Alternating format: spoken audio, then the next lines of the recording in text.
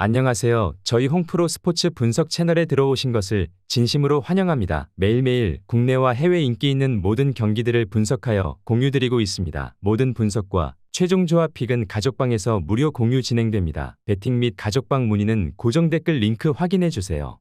3월 21일 월드컵 예선 7경기 분석 시작하겠습니다. 첫 번째로 파키스탄 대 요르단 경기 알아보겠습니다. 먼저 파키스탄은 타지키스탄 상대로 6실점 하는 등 떨어지는 전력차를 극복하지 못하는 모습이다.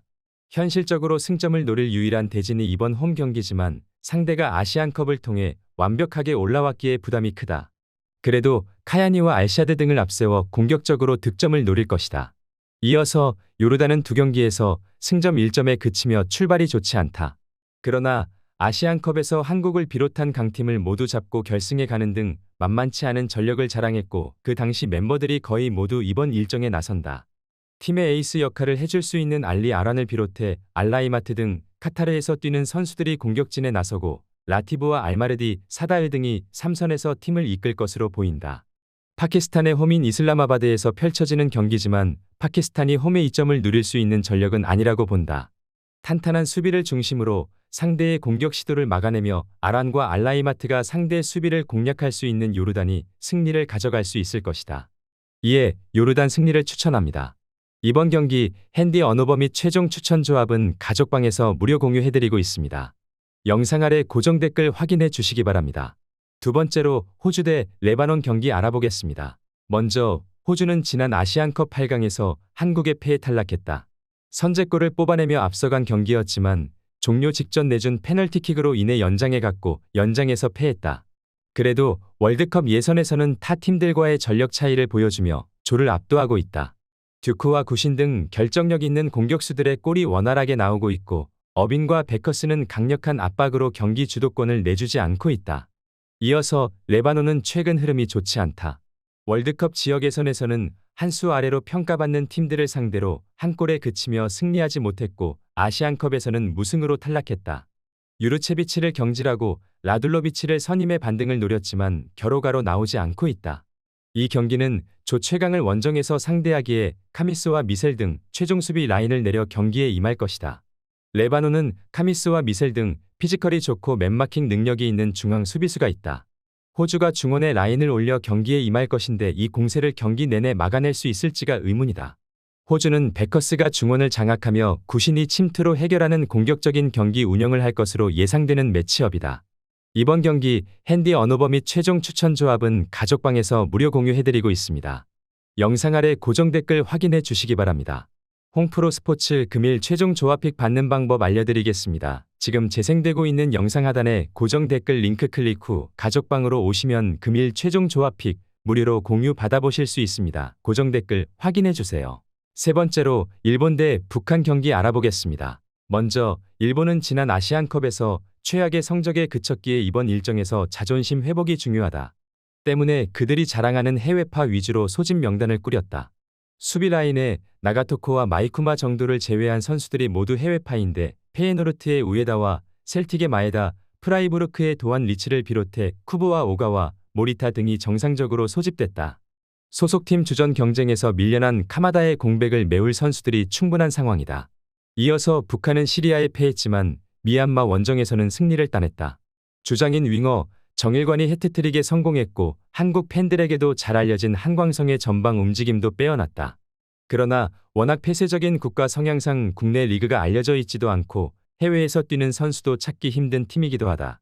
반일 감정이 큰 북한이기에 이번 원정에서도 격렬한 수비로 상대를 어렵게 하려 할 것으로 예상된다. 그러나 탈아시아 수준의 패싱게임과 탈압박 능력을 자랑하는 일본 상대로는 원하는 경기를 하기 어렵다. 마에다와 쿠보, 모리타가 공격을 주도할 수 있는 일본이 승리를 가져갈 수 있을 것이다. 이에 일본 승리를 추천합니다. 이번 경기 핸디 언어버 및 최종 추천 조합은 가족방에서 무료 공유해드리고 있습니다. 영상 아래 고정 댓글 확인해 주시기 바랍니다. 네 번째로 대한민국 대 태국 경기 알아보겠습니다. 먼저 한국은 당연스럽게 지역 예선에서 조 1위를 달리고 있다. 싱가폴과 중국 상대로 힘의 격차를 보여주며 승점 6점을 따냈다. 그러나 현재 문제는 경기력과 전력이 아니다. 아시안컵에서 불거진 이강인의 하극상 이슈로 인해 팀이 시끄럽기에 이 경기에 100%의 전력이 나올지 의문이다. 그래도 당사자들 간의 통화를 통해 이강인과 손흥민이 모두 나서고 소속팀 주전 경쟁에서 밀린 김민재가 수비 라인을 책임질 것이다. 이어서 태국은 중국의 골득실에 앞서 2위를 달리고 있다. 싱가포르 상대로 3골을 기록한 것이 컸다. 그러나 내분으로 무너질 수 있었던 한국이 어느 정도는 봉합하고 나서는 일정이기에 최강팀 상대로 원정 경기에 임해야 한다. 분마탄과 미켈손, 통송 등 핵심 수비진과 더불어 유엔과 아난 등 중앙 미드필더들이 수비 위주로 경기를 풀어갈 것이다. 태국도 차이다드와 무에난타 등 최근 대표팀에서 확실하게 마무리해주는 공격수들이 있고 송크라신의 측면 침투도 있다. 그러나 김민재와 김영권, 서령우가 나설 대한민국 수비 상대로 쉽게 기회를 만들긴 어려워 보인다. 황희찬이 없긴 하지만 손흥민과 이재성이 공격 작업을 이끌 수 있을 것이다. 이번 경기 핸디 언어버 및 최종 추천 조합은 가족방에서 무료 공유해드리고 있습니다. 영상 아래 고정 댓글 확인해 주시기 바랍니다. 홍프로 스포츠 금일 최종 조합픽 받는 방법 알려드리겠습니다. 지금 재생되고 있는 영상 하단에 고정 댓글 링크 클릭 후 가족방으로 오시면 금일 최종 조합픽 무료로 공유 받아보실 수 있습니다. 고정 댓글 확인해 주세요. 5번째로 홍콩 대 우즈베키스탄 경기 알아보겠습니다. 먼저 홍콩은 투르크메니스탄 상대로 승점 1점을 챙겼다. 그러나 아시아 8강권 팀 중 2팀인 이란과 우즈벡 등과 같은 조기에 다음 라운드 진출은 현실상 쉽지 않아 보인다. 아시안컵에서는 나름 선전했지만 승점을 따내지 못하고 탈락했는데 그나마 안정적인 수비 라인과 달리 해결할 공격수가 없다.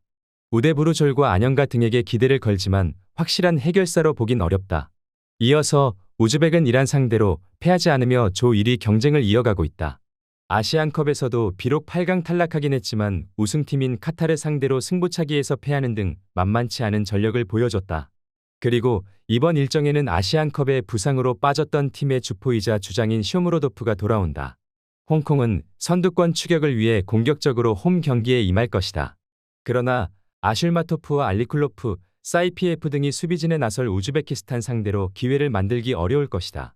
슈크로프가 중원에서 점차 주도권을 가져올 수 있을 것이고 쇼무로도프와 아모토프 등이 해결할 수 있는 우즈베키스탄이 승리를 가져갈 수 있을 것이다.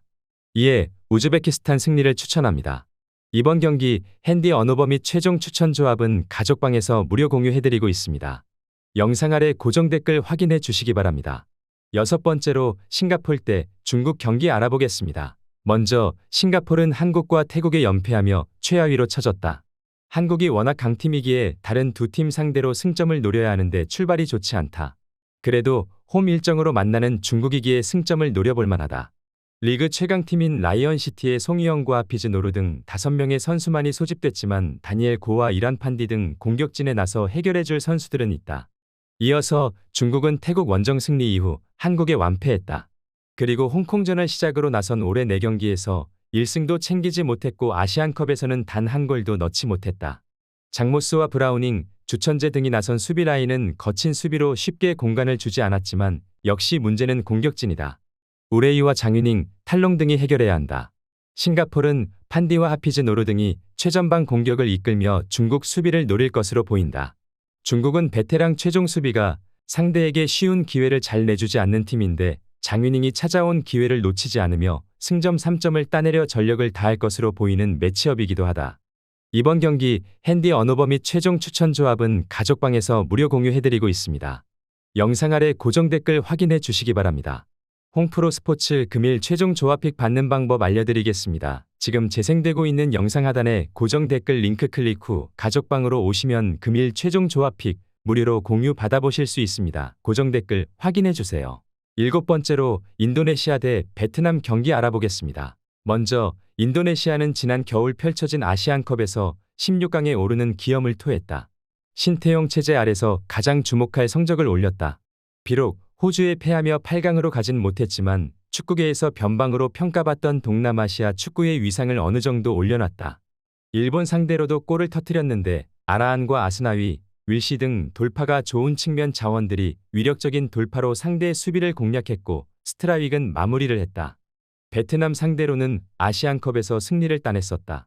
이어서 베트남은 최근 동남아시아 축구계 1인자 자리를 내준 상태다. 박항서 체제에서는 최고의 팀이었지만 말레이시아와 태국, 인도네시아 등에 앞서는 모습이 아니다. 아시안컵에서는 인도네시아에 패하는 등 3전 전패를 당했고 월드컵 지역 예선에서도 1승 1패의 성적이다. 쾅하이와 딘박 등이 어느 정도 역할을 해주긴 하지만 수비의 안정감이 다소 떨어졌다. 베트남은 쿠아트와 쾅하이, 도웅둥 등 돌파가 좋고 마무리를 기대할 공격 자원을 앞세워 원정 승리를 노릴 것이다. 그러나 홈의 이점을 살릴 수 있는 인도네시아가 쉽게 무너지진 않을 것이다. 베트남 역시 측면 돌파가 좋은 인도네시아 윙백들의 침투를 저지하기 위한 수비적 운영이 필요하고 두 팀의 경기가 접전으로 흐를 것으로 예상된다. 이에 무승부를 추천합니다.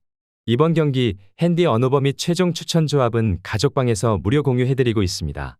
영상 아래 고정 댓글 확인해 주시기 바랍니다.